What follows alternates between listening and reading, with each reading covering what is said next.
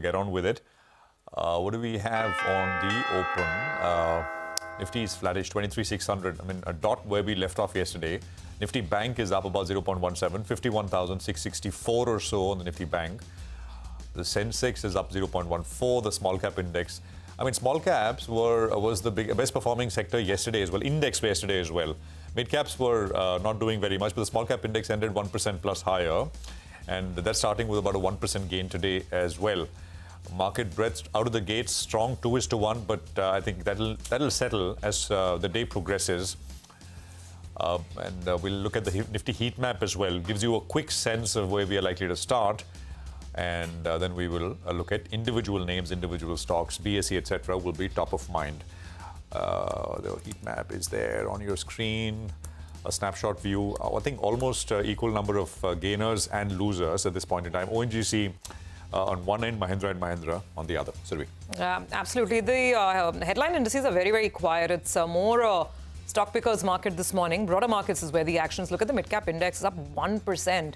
So Nifty, Sensex, no one's looking at it, it seems like right now. It's all about individual stocks in the broader market. But for what it's worth, let's figure out the trends on the large cap screen.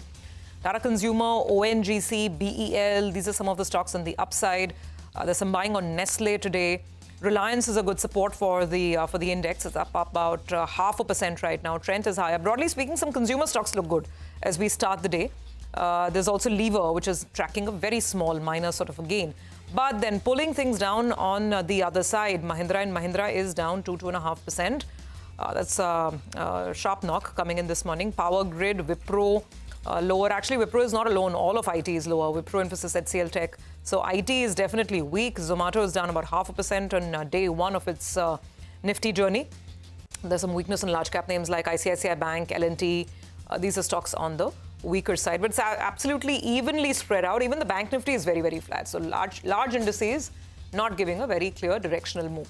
The stock of the morning, BSE, zooming away. The stock up 9%. That bonus issue meet is on the weekend. And also this news that, in fact, NSE has deferred their expiry could be good news for them. They may not lose as much market share as the street was working with. VIP, that's the other one that's come on the radar. Yesterday, we had massive volumes.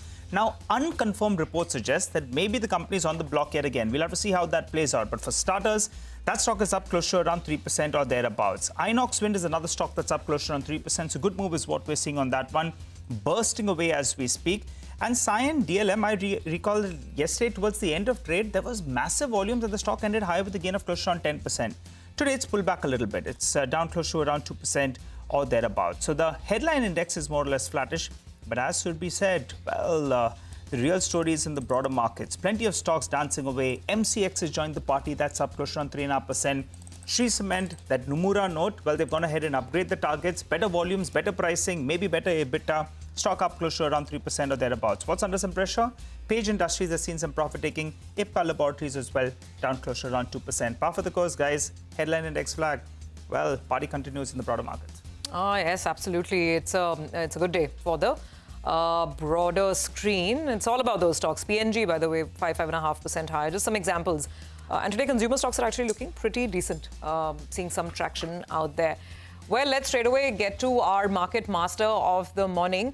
We have Nimesh Chandan, Chief Investment Officer at Bajaj Finserv AMC, with us right here in the studios. Nimesh, great to have you here, and in-person conversations always great. So thank you for dropping by.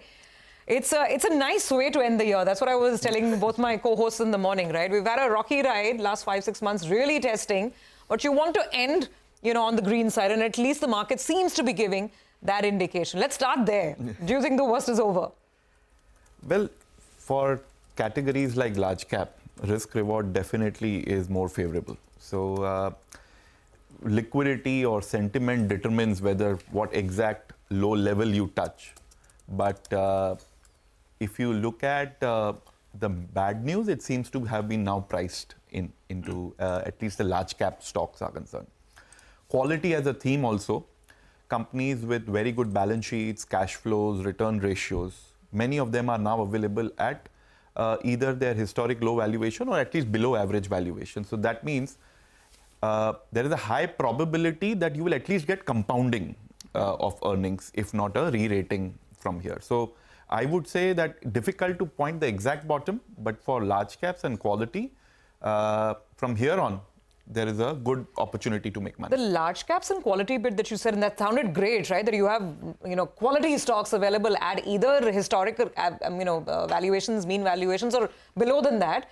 Is this in specific sectors, or is this you're seeing bottom up, within a sector? I mean, how is the dispersion? Actually, quality companies are like gems that you can pick up from every sector. So it's not just skewed towards one sector or the other. It's not like one sector is trading at that level. What we would like to also see is that if the sector has some tailwinds in the coming year, then your conviction just doubles in that. That company is also great, and we are also seeing a trigger in terms of upcycle coming in the business. So that kind of combination works very well. And within those, I see healthcare and consumption as two sectors where you find a lot of these gems available. All right. Hi, Ramesh. Good to see you in the studio. The SIP flows have moved very, very well, and that's been solid. But, the question that we normally get is, when do we start doing those lump sums? Because there seems to be a large part of the market that believes that second dip is coming. And as we have seen in the recent past, sometimes the second dip doesn't come, and then you miss the bus. What's your take on that front? Do you think we'll still get one big pullback and then you can deploy, or do you think now, in fact, in the near term, the 22,000 level holds out and we'll just trend up from here on? So SIPs are mathematically and behaviorally very comfortable. Yeah. Right? You're doing an averaging into a compounding asset, so mathematically you're fine. Also, behaviorally, you welcome the volatility when you're doing an SIP versus you're doing lump sum. And see, while everybody invests for the longer term, unfortunately, this market attracts your attention on a daily basis, and you keep refreshing your portfolio on a daily basis. SIPs at least take that problem away. Correct. You will make some mistake by just looking at the numbers every day or looking at the prices every day. So SIP is a good discipline to have. But yeah, areas like, as I said, large cap and quality, and some of the themes like healthcare and consumption, I think even lump sum can be done from here on. See, anybody who's worried about 5 to 10% downside after they have invested, I think for them lump sum is not the place to be. That's par for the course. That's par for the course. So it's better to go in lump sum in sectors which are undervalued and go SIP in some of the areas where there is correction, but you have not seen a very attractive zone in terms of valuations. Got it. Nimish, give us some ideas. So consumption and pharma, that's as far as we've gotten so far. Frankly, I'm very bullish. I have a lot of ideas. Yeah. So share some with us. I think the tech pack is something that you were quite optimistic on as well. The IT index, So IT, we've turned a bit cautious. Oh, now you're turned after Trump announcing these measures on tariffs and all, we got a little bit cautious on IT. Not because we believe these companies will be affected much, but we believe there could be some slowdown in the US economy. See, we look at tariffs only from one side, that what can India get or not get. Look at the other side, where the country is raising tariffs by 25% for everything that they are importing. It will ultimately show up in inflation for those masses, for the population there. And companies that are investing in plants and machinery there, they will postpone their investments because they are not sure about the demand, nor they are sure about the cost. Yes. I heard on the CNBC closing bell last night that auto dealers and component companies were up in US because with these import tariffs coming on automobiles, it seems people will hold on to their cars much longer. And they will not buy new cars, and that would require maintenance, and that's where they make margins. So already the US market is also showing signs that there is a problem coming, that there could be some slowdown in demand. So we turned a bit cautious there. But domestic sectors, we are very positive. So as I said, consumption and healthcare is one sector. BFSI is fantastically valued in terms of valuations of many good companies there within banks, some of the NBFCs. Yeah, you pick out the right companies in this sector based on what asset quality trends you are seeing. Like MFI still may go through some trouble there. Any segment, housing finance or large private banks, what's the... I think housing finance has many triggers also next year. Along with consumption, I would put housing finance a little more close to consumption, and even consumer lending, durables lending and all that, I think we'll see a good time. Gold financiers, the collateral values have gone up, right, for them. So those are attractive picks. And overall, if you see the banking space, the private banking space, valuations have corrected a lot. Many good public sector, large public sector banks are available below price to book of 1, if you look at a forward number. I think, so these are attractively valued. Maybe you are just waiting for a trigger and a confirmation that things will not go very bad. And this quarter, I think, would mark the bottom for numbers in terms of consumer, banking, everything will be there. And pure, straightforward consumption plays? Did you mention segments? No. Anything, what exactly? Again, I'm bullish from groceries till real estate, but auto is one sector where we are a bit cautious, more selectively looking at them, because there are many changes happening in the Groceries, sector. what you're talking about? Straightforward FMCG. FMCGs. Yeah, I think this quarter will be the worst in there also. We will see some volume growth and price increases now coming in this What segment. else? But let me just kind of drill you a little over there, because it's been such a long time that we've heard anybody sound optimistic on consumer, right? So I get that market positioning is very heavily in favor of the sector, because, you know, no one's kind of built positions there. But what is this volume recovery that you're talking about? Because otherwise, from jewelry companies to retailers, everybody's been talking about slowdown in demand and things looking sluggish, etc. I think the only guys who've not said that to us in the last many months are the hotel guys, hospitality, right? Otherwise, everybody's been noticing this sluggishness in demand. So what define this recovery that you see ahead? So hospitality, travel, QSRs, they have been seeing good times. Yeah. So they continue to do well. Rural consumption has started picking up. Maybe once, because we had a slow year in terms of government expenditure, the monsoon season was good, but we had a lot of areas where there was flooding. And on the other side, we had these issues with MFIs, with the new guardrails coming. Some liquidity crunch overall in the economy and specifically to some sectors. Sure.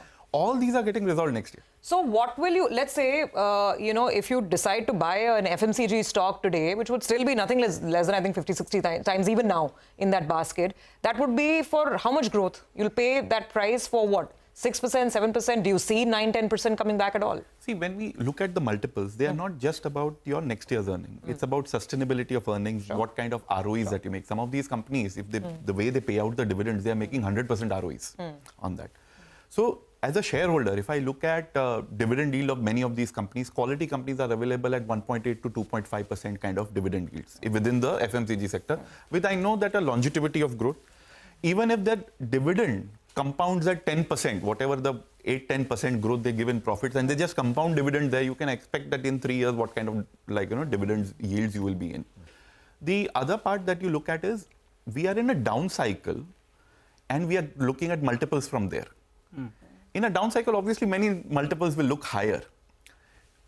In a couple of years, when you see recovery in both rural and urban consumption, and there are many triggers to that, we can go into them. There are many triggers to that. Then those numbers will look attractive suddenly. I want to cover a little more ground. What else in consumption, Chandan? So we talked about a few things. What else? So consumer durables is another area that we are quite positive on. Okay. We are now Large appliances, basically. appliances. Okay. Yeah. We are also getting positive on the downstream sector from real estate. So tiles, faucets, cables and wires, consumer durables within that also, housing loans. When a real estate sector enters this phase, you see the impact coming on the downstream sectors. And there are many good quality companies You with mean there are brands lots available. of project completions, etc. happening. So Absolutely. then Absolutely. demand for these things will pick up. So yeah, so we saw 2 years of good bookings and starting of these projects in terms of construction. Now you are seeing the deliveries of them. Chabi pakda do. Chabi pakda do. So demand will pick up for and these. some of the areas like, for example, QSRs, quick commerce, those are continuously growing. If you see retail also, it's done pretty well. In many of these sectors, you may have to go with the sector leader or the company that is able to gain market share within that. So those will be your fast growing consumer companies. So you in terms of your published portfolio, would you want to just as a to run us to it'll be just for the purpose of education. I mean, what exactly? Give us a few difficult difficult to give names as such, but if you look at sector leaders in QSR, in retail, in quick commerce, in airlines, consumer durables, as I said, like wires and cables, your real estate players, FMCG, also companies which are into the food side of FMCGs. Now they are seeing some revival coming there. So, I mean, the basket is huge. Next year, tax benefits kick in, lower interest rates kick in. January 2026, you have the 8th pay commission, pay revisions coming in. Liquidity in the system now getting better with the changes in what RBI has done. So Lots of triggers. yeah. So if in consumption, one has to look at slightly longer term, maybe 5 to 10 years kind of. Healthcare, you will see immediately this year many triggers coming in. So I believe it's only about this tariff talk which has kept some of the pharma stocks under pressure. But otherwise, this year is likely to be very good for pharmaceuticals also. Whether you look at domestic consumption, domestic pharma, you look at CDMOs, or you look at generic exports. All right, good to have you, Nimesh, in the studio. Thanks a lot for joining and filling us in with your take on the markets as well as various sectors. Wishing you a good day ahead and looking forward to chatting up with you rather soon. Thanks, you. Amish. Thank you. All right, well, let's focus on our next management. That's Bharat Forge. Remember, President Trump has announced 25% tariff on autos, and these tariffs will be imposed on all cars that are not made in the United States. This development has spooked the sector on the whole, but to understand what's the likely impact, we're joined by Mr. Baba Kalyani, the Chairman and Managing Director at Bharat Forge. Hi, Mr. Kalyani, good morning, and thanks a lot for joining in here on CNBC-TV18. Well, could you give us a few details? Something else first and not tariffs. No, let's just get that out of the way first, Mr. Kalyani. You know, for the industry itself, it seems the industry is a little bit spooked with regard to what Mr. Trump has to say. For your business, how do you see it impacting? I think the total exports as a percentage of revenues in that mid-30s or thereabouts. But out of that, how much is autos? I mean, a large part of the, let's say 50% is auto. But the point is, we don't know the exact details of what the tariffs are for each product category or product item. That will only be disclosed, I think, on the 2nd of April. Okay. This has been a White House announcement. This is not a official announcement of the tariffs relating to each product. That's number one. Number two, everybody is going to have the same tariff. So I don't think we are going to have any competitive advantage or disadvantage out of it. Our government is trying very hard to have a negotiation with the U.S. trade team as we speak now. And if something good comes out of that, we may have an advantage. So overall, yeah, it's a factor that creates obviously some disturbances and may have an impact on overall the U.S. economy going down a little bit. But I don't think it will have too much of an impact on individual Indian companies. So for your business, just wanted to get that number out of the way. As a percentage of your total mix, what are the total exports, auto exports to the United States? We just get that detail out of the way.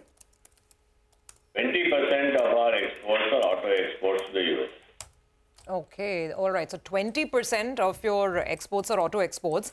So within that, obviously, the Class 8 segment is a big segment for you as well. Now, we're not sure, so it'll help if you just give us whatever is your understanding right now. The tariff order, I think, covered cars, components, and light trucks. Do Class 8 trucks or their components? We don't know. When the customs order comes, only then you will know which component it covers. Okay. This is a White House announcement, so it's very difficult to make out from that, okay? Okay. All right. So in that sense, I mean... All I'm saying is that it will be the same applicable to everybody in the world. It doesn't matter whether you're in India or in Europe or in China or in Brazil or anywhere else. So I think relatively we will have the same cost structure irrespective of what the tariffs are. So that's one part. We have one advantage that 2 manufacturing plants in the U.S. We will see what we can do to optimize out there. But we have to wait till April 2nd. We have to wait till our Commerce Ministry finishes its negotiations with the U.S. State Department. So there's still, some time before all this can be understood in a proper manner. No, absolutely, sir. Take your point completely on board. And I was just, going to highlight that we're still negotiating that trade agreement with the U.S. So who knows, maybe, we managed to secure some relief on certain tariff lines. No point. It is not very easy in technological components in the automotive industry to switch from one supplier to another. It takes almost 3-4 years. Yeah. You can't next one start deciding to switch from here to there. No, absolutely, absolutely. So very valid points, which is why, I mean, perhaps no reason to panic right away. You mentioned your manufacturing facilities in the US. What all sort of is made there, or to what extent do you think you can ramp them up to hedge yourselves against any potential, impact? Well, we have already taken steps right now to ramp up production of passenger car components, that's the automotive component. Okay. That's one area where we have a lot of opportunity, we have capacity, and we are ramping up. We'll see. Let's wait till first week of April, and then we'll have a lot more clarity. Right. Got that. Mr. Kalyani, good morning. Prashant here, sir. So, and I hope you'll join us again post the 2nd of April once we know for sure, right, how this is going to pan out. But let's just quickly talk about the the Ministry of Defence order, which you've got Bharat Forge, Tata Advanced Systems, with regards to artillery. I think it's this near 7,000 crore order. Could you give us a sense of, how this would be executed, timelines, and the potential here? I think, this is something that we've been waiting for many years, and I'm very happy, personally very pleased that this has happened. We've signed the contract. Roughly it's about 7,900 crores, and we get 60% of that, about 4,100 odd crores, roughly. And official timeline to execute it is 3 years, but we can execute it much faster than that. So, we are just our team is just working out the process. And as you know, we have a very large capacity to make artillery guns, so we could finish this whole business in 2 years' time once the first stage approval is done. What is it? Sorry, just one thing. You said your capacity is very large, and this is supposed to replace, the entire aging sort of artillery systems for the forces, right? Overall artillery modernization over a 15-year period, 4,000 guns. Sorry, what is that? 4,000? 4,000 guns. That is the artillery modernization program as was announced by the Ministry of Defence and the Indian Army some years ago. 4,000 guns, artillery guns. Okay, and this is, so what are the total potential value-wise, Mr. Kalyani? 4,000 guns would be roughly about 70,000 crores, something like that. 70,000 crores. So this is, and this is now starting to, 70, and this is starting to move now, basically. And how many players are here in this? Sorry, go on. First part of the modernization program was the ATAX order. Okay.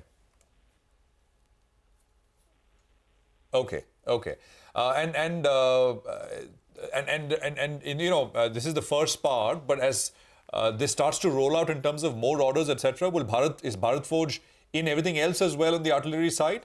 In this big 70,000 crore, what portion of this is Bharat Forge going to play in terms of sort of bidding for these awards, etc.? We will play in every category and every product that the Indian Army needs. We are also playing in many other programs other than artillery, such as light tank, FICV, tracked FICV, wheeled FICV. So we have multiple programs that we are playing in right now. All right. What is the updated defense order book, sir, if you have that number handy? But it's about 10,000 crores, including the ATAG order.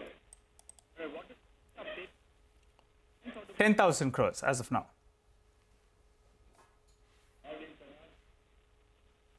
Mr. Kalyani, your audio is dropping off. You said, what's the number, sir? 10,000 crores. 10,000 crores. Okay. Are you able to hear me? Yes, much better, sir. 10,000 crores, you said? Yes, that's the order book currently. All right. So just one final question, sir, before we let you go. The last time around we briefly chatted on the overseas subsidiary, and you said that in the coming 6 months or so, we could expect some resolution. Is that on? Has there been some movement on that front? Please wait for 6 months and you'll hear from me on the resolution. All right. So sometime by the end of the first quarter of next fiscal, we'll touch base on that front. When we come to the end of first quarter, we will have a much clearer picture as to how we're going to restructure or resolve that issue once and for all. Okay, all right, Mr. Kalyani. Thanks a lot for joining in this morning. Needs to be seen what happens with regard to Trump's tariffs. But clearly on the defense space, you're sounding very, very optimistic. 10,000 crores of an order book and more to come. So that's going to be something. And the next couple of quarters, we'll get some outlook with regard to the overseas subsidiary as well. Appreciate you joining in, sir. Thanks a lot for speaking to us here on CNBC TV18. Well, that's about Bharat Forge, but let's focus on the stock of the morning, BSE. That one's bursting away. It was up 4% yesterday. As we speak, it's up another 15%. Mangalam joins us to give us a quick refresher on why the stock's moving up. Mangalam, take it away. Well, the biggest news that came in overnight was the SEBI's consultation paper, which spoke about the expiry for F&O contracts to be moved only on 2 days, which would be Tuesday as well as Thursday. As of now, BSE has its Sensex expiry on Monday. The reason why BSE is moving in today's trading session with the gusto that it is because earlier the NSE had proposed that they would move the expiry from Thursday to Monday. Now, BSE has its Sensex expiry on Monday itself. So the street was fearing that had that happened, then a lot of the volumes from BSE would move to NSE itself, and that would cause them some sort of market share loss in the derivatives business. Now that after the SEBI's consultation paper, NSE has deferred their expiry day or deferred their plan of moving their expiry day from Thursday to Monday, there is a sense of relief coming in for BSE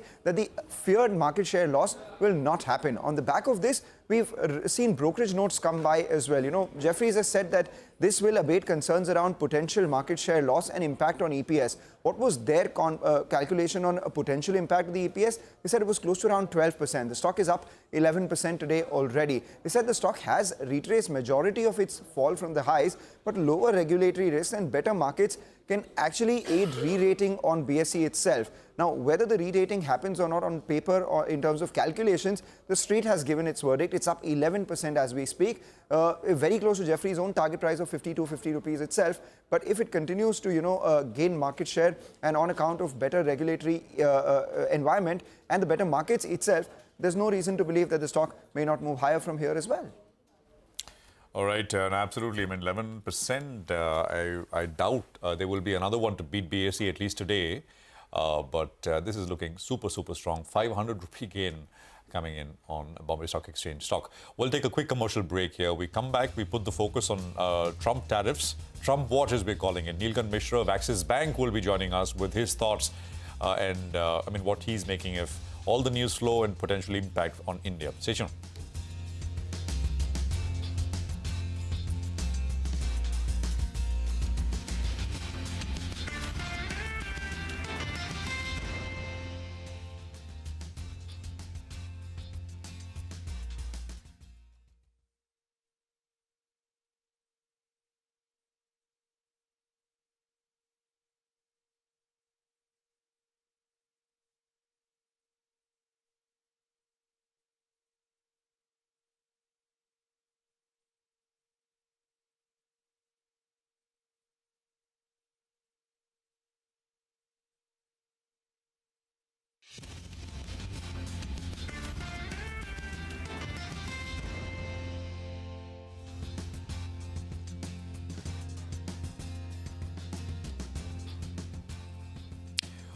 Welcome back. You're with us here on Bazaar Morning Call.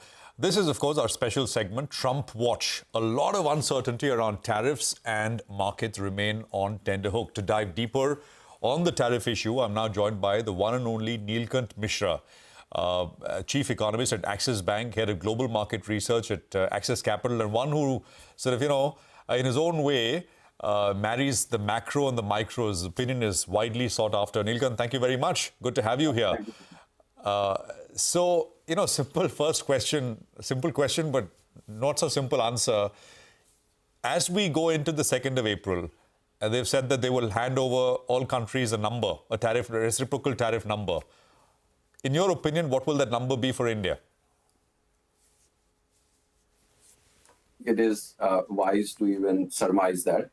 As we think about the economy and the markets, I think it's very important to see this as one of many important milestones because this will just be starting point. It is very important to understand what is it that the Trump administration is trying to achieve. As we see it, underneath the somewhat chaotic announcements of tariffs today and no tariffs tomorrow and then tariffs the third day, there are three broad objectives that the US is trying to achieve, the current administration. The first is that they are no longer willing to bear the costs of multilateralism. So we are moving from multilateralism to bilateralism. That will have its own repercussions, and we can discuss that. The second is that they realize that being the reserve currency of the world has meant that they've had to sustain a current account deficit. The currency is overvalued, and they want to do something about it. I don't think they're 100% clear on exactly what needs to be done, but they want to address the problem. And the third is that most people in the current administration want to go back to the glory days of pre-World War II isolationist America, where they focused on their own strengths and they benefited from it. And also remember that between 1866 and 1913, 50% of federal revenues came from import tariffs. So they want to use imports. It's almost as if that, this is a great pool of American consumption. If you want to dip into it, you have to pay a tax. And there are assumptions, estimates that, if they can generate $300 billion a year from import tariffs, they can offset some of the personal income taxes. So remember that while personal income tax was introduced during the Civil War, it was only around the First World War, like 1% tax in 1914-15. That personal income tax really started to become big. So I don't think they can replace all of personal income tax because all of customs duties was just $80 billion a year for the US. But they do want to increase this substantially. These are the three broad objectives. And over the next year or two, you will see them moving and pushing in that direction.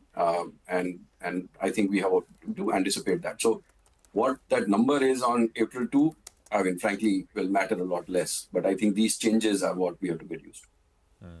But humor me, Neelkant. Could it be 9% just mathematically to begin with? Because you said that's right on. Will it be 9, 10? Those are numbers I've heard. And do you think they will include VAT? Because then the number jumps significantly. See, this is why there is a negotiation, right? So I think it is wrong to because while there is a unilateral desire to have a certain level, but I think most of bilateral agreements are about give and take, about benefits, and not all benefits. So I think it is very clear from the US government's messaging that they would like to include VAT in it. But frankly, I'm not privy to the discussions, and I don't think whatever happens on 2nd April will be the final one. My sense is that it will be that there will be some announcements there, and there could be some changes that would come in with a much later due date. What you're suggesting, though, is that this is the starting, and then there are more things coming. Those three objectives that you lined up.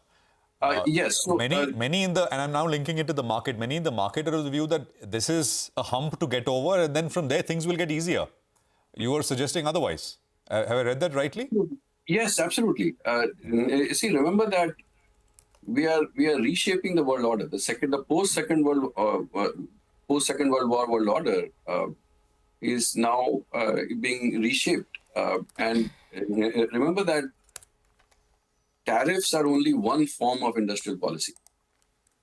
You have many other forms of industrial policy, which are not possible today because people are worried about the World Trade Organization. Now, suppose export subsidies. Export subsidies are not allowed. So companies and countries don't. Most countries don't have them, at least not explicitly. Now, imagine that you are only having bilateral relationships now.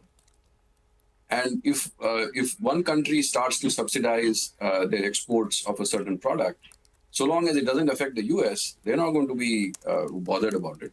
And the countries will start working on these themes. In fact, everyone now seems to be familiar with the Smoot-Hawley tariffs of 1930. But you must have noticed that 2 years after that, Japan and Britain broke the gold standard. After that, the US broke the gold standard, and France was the last to break it. And if you plot the industrial production in these countries over the decade of the 1930s, the countries that broke the gold standard first, and therefore their currencies depreciated the most, were the biggest beneficiaries. Now, whether there is causality in that or not, meaning that was it just because they weakened the currency or were there other factors? I'm sure there are other factors. But this will be very tempting. So very soon, because see, this is as countries grapple with the pace of change. So suppose it's China. Now you have 20% tariffs already. On top of that, because you're buying oil from Venezuela, suppose it becomes 45%. What happens to Chinese goods? And as the negotiations happen, the U.S. buyers are trying to push down prices, or that you take some of the hit.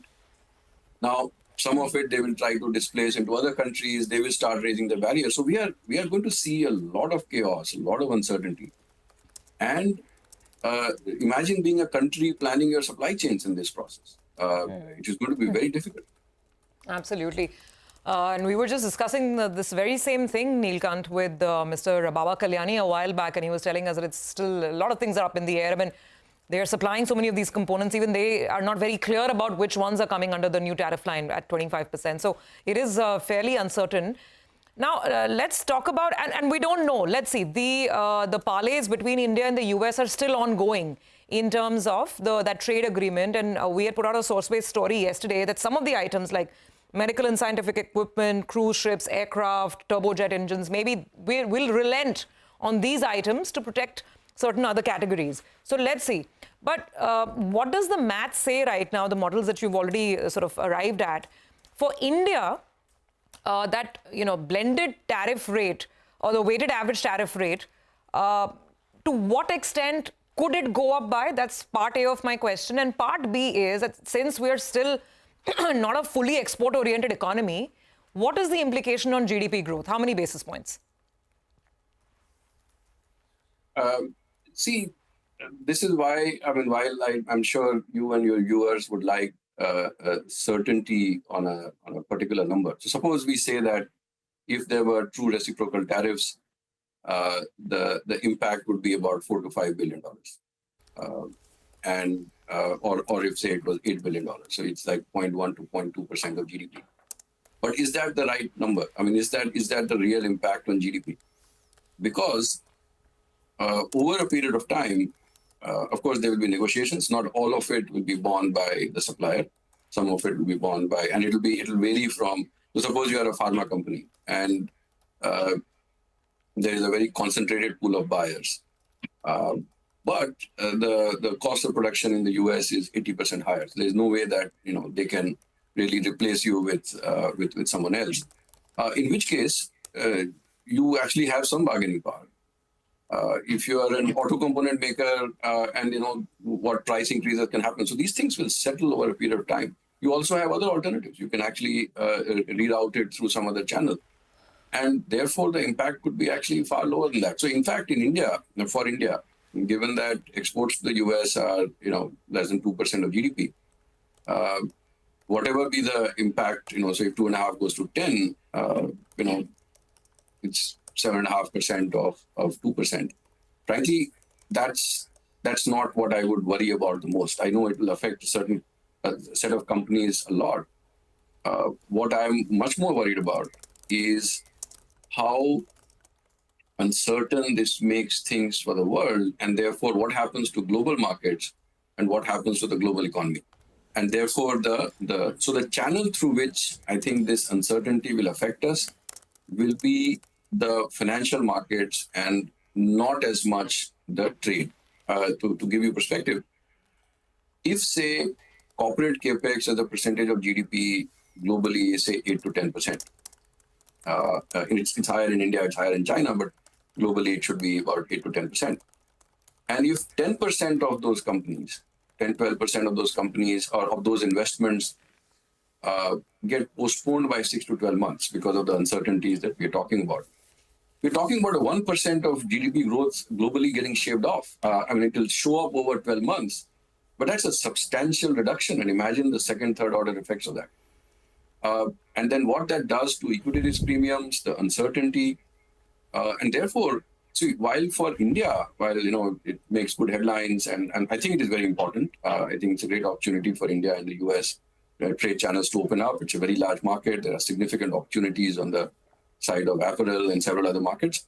But when it comes to the impact on the overall economy, or in particular our markets, I think the markets will be, far, far more impacted than the 0.1, 0.2% of GDP that may get affected because of these trade negotiations. So just to understand this again, what you're saying is that expecting a 1% GDP impact, global, world GDP, that probably is a realistic number that we can work with, and therefore there could be significant impact on financial markets, including ours, right? So, that's the order of magnitude. See, I know we are all grappling with a lot of uncertainty, but remember that these are the first salvos being fired. Everyone is wanting to have a negotiation. Soon enough, as the implications start getting clearer. So, for argument's sake, suppose the Venezuela-related tariffs also take effect, and now there is 45% impact on Chinese exports to the US. What will happen to Chinese exports to Indonesia, to Malaysia, to India? And then how will our economies respond to this? Will we respond to this with currency, with non-tariff barriers? Will we then start raising tariffs, in particular on Chinese imports or imports from China? Remember that this is just the first salvo being fired in what is actually going to be a multi-year trade war. It is unwise to anchor yourself, this is how it will happen, and then, finally, then we are sorted out. Which is why I think we have to gear ourselves up for sustained period of uncertainty. And that is why I started off with the strategic objectives that I think the Trump administration is driving towards. Imagine that, even the auto component example. I was reading this article that now the US is saying that if the auto components in the imports from Mexico are US manufactured, there's nothing. It's almost like the popcorn on GST situation here, right? How are you? Imagine the complexity of the trade flows. It is, I think at this stage, it is reasonable to expect there will be a lot of uncertainty and not try to quantify everything immediately. Nilkant, I'm being told we're short on time as we always often are, but so many more questions. So I don't know if I can ask you to give me yes or no answers. That's absolutely unfair. So first question, Nilkant. You said the main channel through which this is going to affect is going to be markets, financial markets. You mean financial markets are in for a bit of a turmoil? Yes. Which means lower equity markets overall, broadly. There'll be tough for markets to do well. Yeah, higher equity risk premium, and which means lower price to earnings multiple. Okay. Is there a risk of overcompensating for all this? That we are maybe, because this is a 4-year... It's a 4-year presidency. So, as you said, post-World War consensus is being broken now. What if Democrats come back? So will we kind of completely revert now, or this is a permanent break? Or not? Tough to know. No. It's like, you start a war when someone slaps the next person, and then they slap them back, and then the next person punches. And then you say, or everyone behave. It's very happen. hard to... one hopes that it will happen, because I think the previous world order, I think everyone behaving with certain common norms is actually not a bad thing. And eventually, even after the Smoot-Hawley and the breaking of the gold standard and all of that, finally some agreement came through in Bretton Woods, right? So it takes, I'm not saying it will take 10 years, but 4 years is a long time. Second, once you break things apart, even if you reset them, there will be new optimizations. And clearly, there were some things that were wrong or that were not working in the previous order, which is why we are seeing this. So this is happening. It will be a different reset, but that's quite some time away. I mean, we all should be optimistic about the world, but there is one view which is that if these reciprocal tariffs are implemented, everybody lowers tariff barriers. Actually, it could actually be good for trade, but who knows? There is one view as well. I do think so. Okay, my question, Neelkan, sorry. My question is, do you think, given that in the world there will be more uncertainty, both on the fiscal and monetary side, we need to kind of focus on priming the economy here. I mean, focusing more and more on the economy here to kind of be able to offset some of the global uncertainty. Absolutely. That's a resounding yes. I think there is, the presentation titles that I use these days are turbulence globally, but drivers remain local. There is significant amount of local easing that we can do. There is significant amount of local demand that we rely on. And if we can get the liquidity conditions right, we can somehow get the credit growth back up and running. We can revive some of the slowing volumes on the real estate side.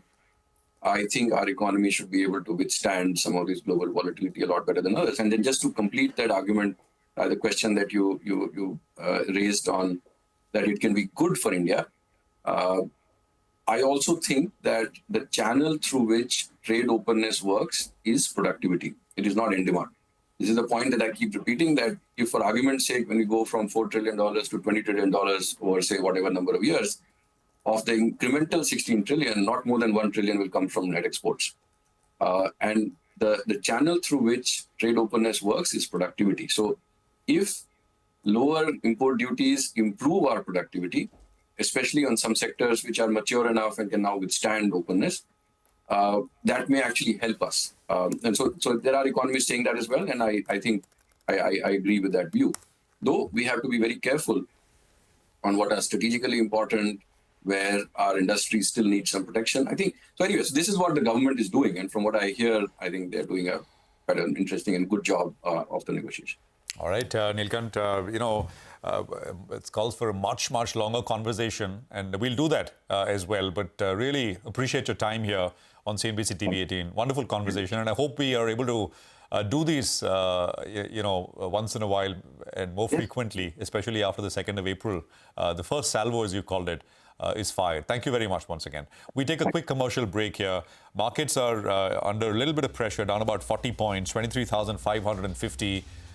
We come back with the management of NBCC on the other side. Stay tuned.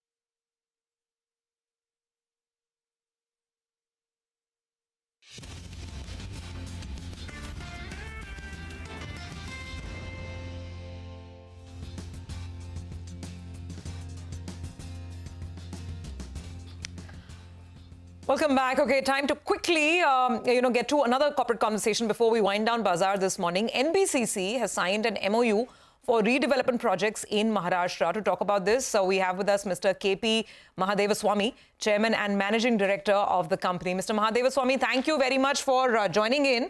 I just want to inform our viewer that the latest announcement was your association with Mahatma Phule Renewable Energy and Infrastructure Technology Limited. So this is basically an MOU in Maharashtra that you have signed. Sir, the amount was very large. I think it was 25,000 crores, iski baat hui thi. So if you could tell us what is your share, over how many years will you be booking this revenue? Yeah, हमारा share. Good morning. Good morning. ये जो महाप्रीत का साथ MOU हुआ, it is 25,000 crore work order, wherein NBCC will act as a PMC. हमको PMC fees मिलेगा. तो इसमें मेन थाने का क्लस्टर डेवलपमेंट है, थाने म्युनिसिपल कॉर्पोरेशन का अराउंड 17,000 करोड़, 1,000 करोड़ का डेटा सेंटर है एंड अराउंड 4,000 करोड़ का स्लम डेवलपमेंट है एंड 3,000 का प्रधानमंत्री आवास योजना है. टोटल 25,000 करोड़ का वर्क है. यहाँ एनबीसीसी ऐसे पीएमसी काम करेंगे पर 3 to 5 years स्पैन पे. अच्छा, तो सर ये जो इसका रेवेन्यू बुकिंग है, this overall 25,000 crores, 3 years it's spread out. Year 1, let's say ये जो अभी फाइनेंशियल ईयर शुरू होगा FY26, उसमें कितना रेवेन्यू बुकिंग होगा? उसमें थोड़ा स्टार्टिंग 6 महीने थोड़ा अप्रूवल से सब चाहिए होगा, हमको एनवायरमेंटल क्लियरेंस से सब चाहिए होगा. आफ्टर 6 months से चालू होगा. So around we are targeting around 5,000 crore first year पे.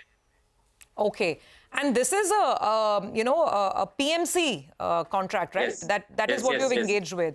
So Yes, yes. what is the kind of margin that you will earn on such a large contract? 8% का PMC तय हुआ है, apart from 2% marketing. Marketing suppose हम marketing करेंगे उसके लिए 2% मिलेगा. टोटल 8 + 2 10%. ऑन सेलिंग में 2% एंड कंस्ट्रक्शन में 8% we are getting. Acha, okay. Construction will be 8% and marketing is going to be 2%. Yes. That's how it will play out. Sir, at the end of the third quarter, there was some talk about a bit of a slowdown. I think आपने अपनी guidance भी revise करी थी lower. FY25, what will you end with? The original guidance, I think, was around 25 to 35%, if I'm correct. Just give us a sense. How is the year closing out for you? No, our year will be around, as per MOU target, around 12,800. We're going to achieve at the 12,500 to 600. ये range पे रहेंगे. So we are achieving MOU target as per original commitment only. Okay. So let's talk about also the rough margin. I mean, NBCC will end FY25 at what level of EBITDA margin? Because पहले आपने बताया था कि you will gradually be improving your margin by a few basis points next year. Definitely 5.5 to 6% EBITDA होगा. 5 to 5.5% PAT होगा हमारा. This 25 year. Whereas next 3 years का target है हमारा.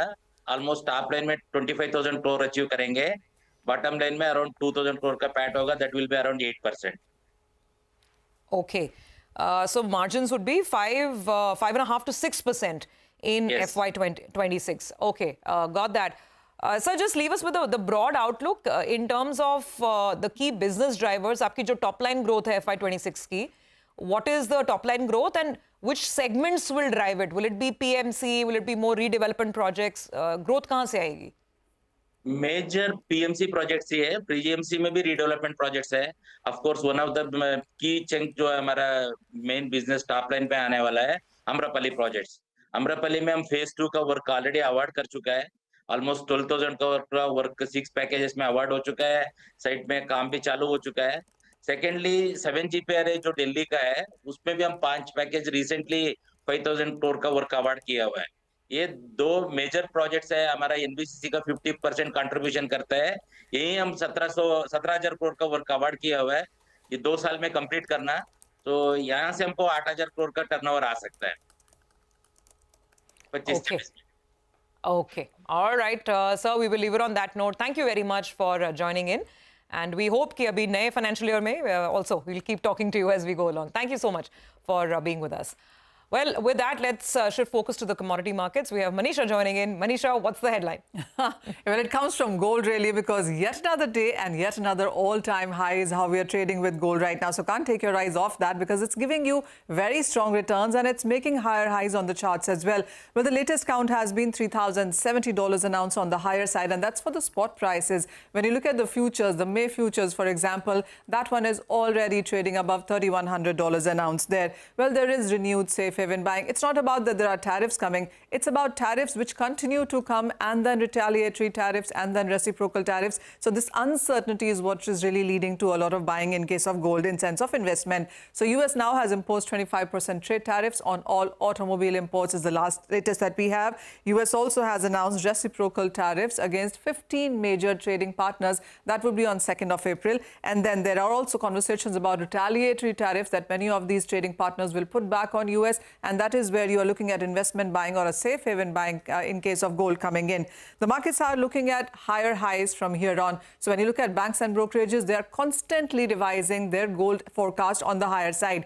Goldman Sachs is the latest one, suggesting for the 2025, they are now looking at $3,300 an ounce on the higher side. But Goldman Sachs also says that in an event of a US recession, the prices could go as high as $3,680 by the end of this year itself. That's exactly the kind of language that Citi also seems to be using. They have revised their forecast for the next 2 months to $3,200 an ounce for gold. But they also say that if you look at slowdown concerns continuing, that $3,500 an ounce is also not too far away.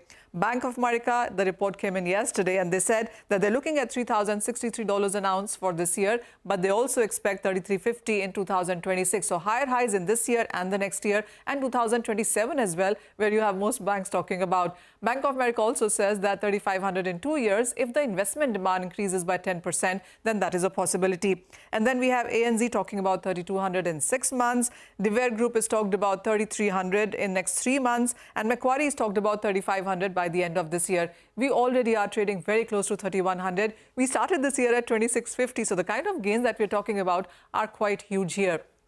Before I let go, this is a chart that we're looking at in 2025 in sense of commodities. So the first quarter is almost ending. And when you look at this, you'll see that gold prices have gained up by 17%, silver outperforming with 19% of gains. And we've seen a bit of a decline come in for the crude oil prices, though. And when you look at the metal prices, well, copper clearly an outperformer there, 27% gains there. Cobalt and aluminum is what US has put 25% tariffs on. So cobalt has run up 38% because of that. Tin has continued to gain 20% on that as well. What hasn't performed so well has been the zinc prices, minus 2.5% for this year, but other commodities in the positive. Most of those metals are putting our equity markets to shame, Manisha, I must say. But what are those gains? 30%, 40%. What a move these metals, not just precious metals, even other metals have been showcasing. All right, well, with that, we will take your leave on this edition of Bazaar. But coming up on the other side, our special segment, Indianomics. Lata today looks back at FY25 and ahead at FY26 with Soumyakanti Ghosh of SBI, Rajiv Anand of Axis Bank, and Nilesh Shah of Kotak Mahindra AMC.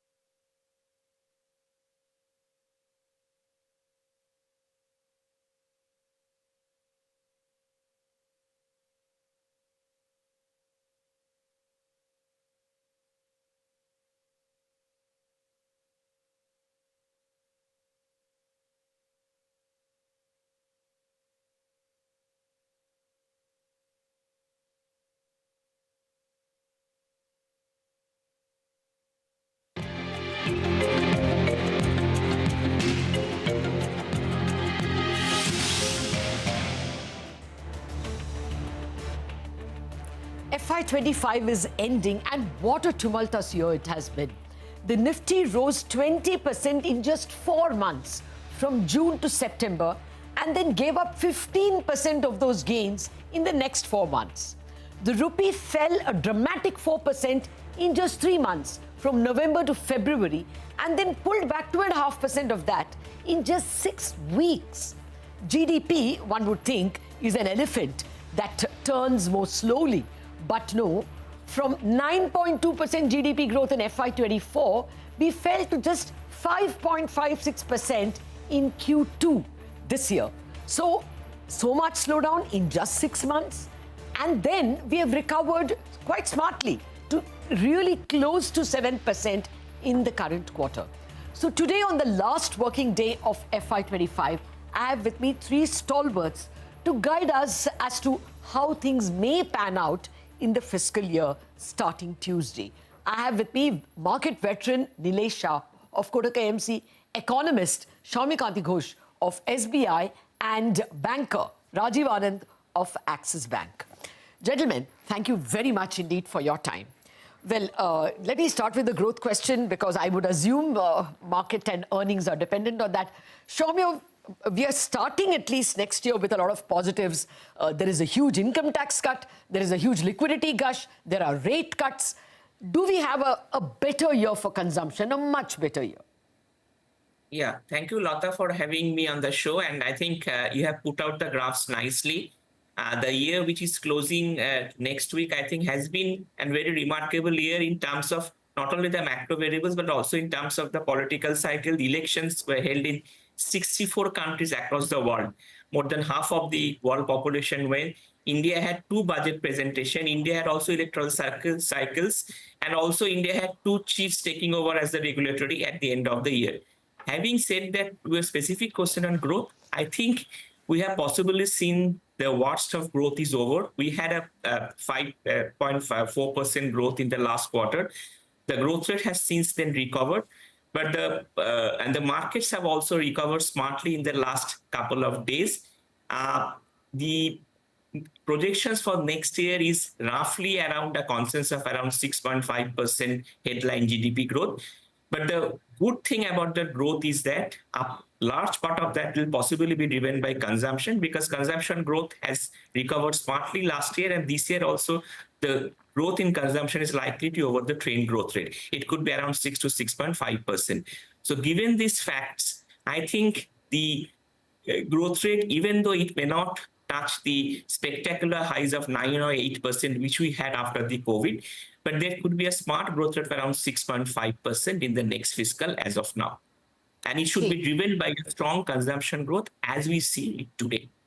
Okay. Strong consumption growth. Let me take the lead from there and go to Nilesh.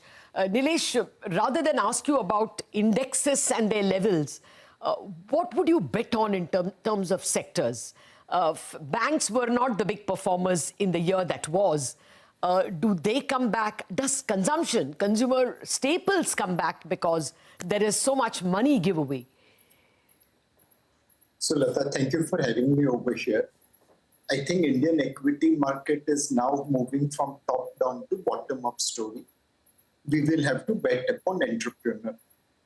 Technology is disrupting the world at a pace and at a scale which is unheard of. And any entrepreneur who is not riding the curve of technology adoption will become like dinosaur, a history. So markets are going to become far more bottom-up oriented. The consumer discretionary space from a sector point of view looks good. 1 lakh crore tax rebate has been given to taxpayers. 8th pay commission will put money in the pockets of government employees.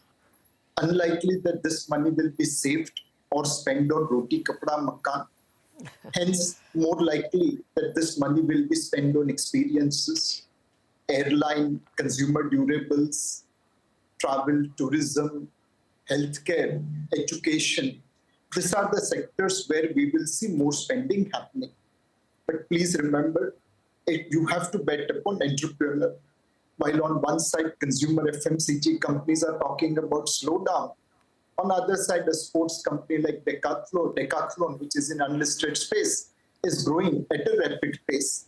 So you will be betting upon entrepreneurs within consumer discretionary space and also banking and financial services. Okay. No, I take your point about, the entrepreneur. Even in the week when Hindustan Unilever was announcing 1% volume growth in their 3Q numbers, Jayant Mehta of Amul was on our channel saying that he grew 15% in the third quarter and 20% in the month of January. So yes, it differs from person to person and company to company. But as you said, banking. Rajiv, first, before I ask you about credit growth, when is the first deposit cut according to you? We will just have the liquidity numbers flashing as you talk. I mean, it is almost 7 lakh crore that has been pumped in by the Reserve Bank, and the Reserve Bank has not yet even declared its dividend. So when is the first deposit cut for you? To start with, 2025, I think 2025 was really all about fiscal, monetary and regulatory tightening. But I think the good news really is that in each of these cases, I think we're now beginning to see, some ease off. You've seen both the regulators talk about the fact that, there is a cost to compliance as well. Second is from a fiscal perspective, where the tightening was 80 basis points in 24 and 25. The expectation is that it'll be about 40 basis points in 25, 26. And we've already seen, as you rightly pointed out, a significant amount of easing of liquidity. But to the question that you're asking, what's happened so far is that obviously the pass-through has happened on the asset side, because much of the assets are now priced to market-linked rates. But liquidity, even after all this, still continues to be in deficit. And we do anticipate that once the government spending happens over the year end, as we come into first quarter of next year, we should start to see liquidity in surplus. And to the point that you made, as dividend starts to get added, the RBI dividend gets added to the system, I think we will see easing of liquidity in the first half of the year. And most important, durable liquidity, I think, is the key that one needs to look for. And so therefore, I do believe that the first deposit cuts we will probably see in the first quarter of next year.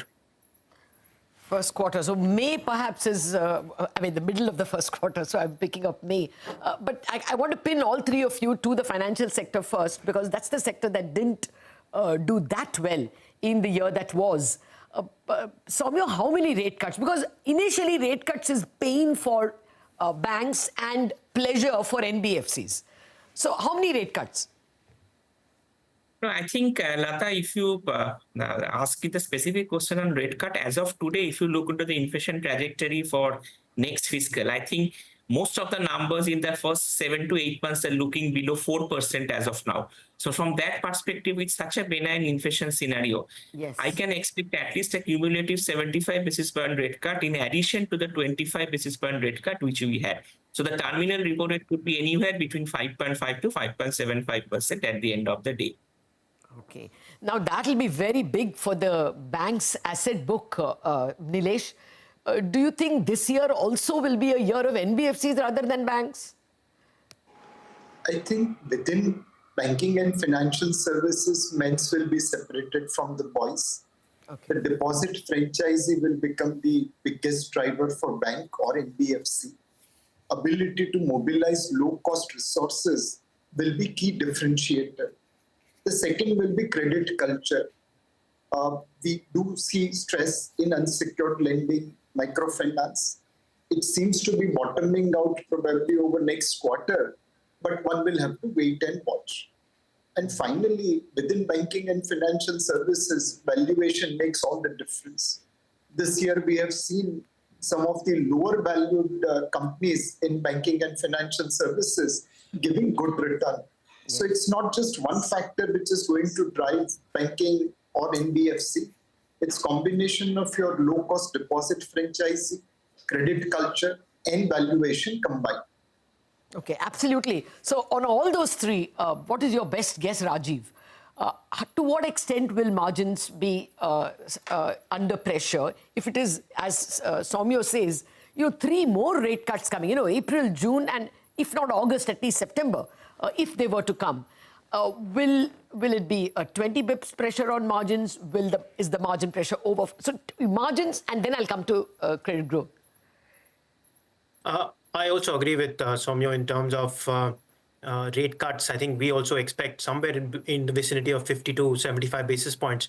But I think the key as far as transmission is concerned is that liquidity needs to improve. We can't have a situation where overnight rates are at 6.25 and 1-year deposit rates retail are around 7.25, 7.5. Okay, one minute. Rajiv, 1 minute. That gap needs to narrow. No, I agree. Can we assume, since we have to assume about next year, can we assume the authorities have learned their lesson? We are probably going to get a 2.5 lakh to 3 lakh crore dividend from RBI. If you do the math, there are some people who are expecting even more, but maybe RBI will moderate it to that number. And government, unlike last time, will not make the mistake of sitting on the money.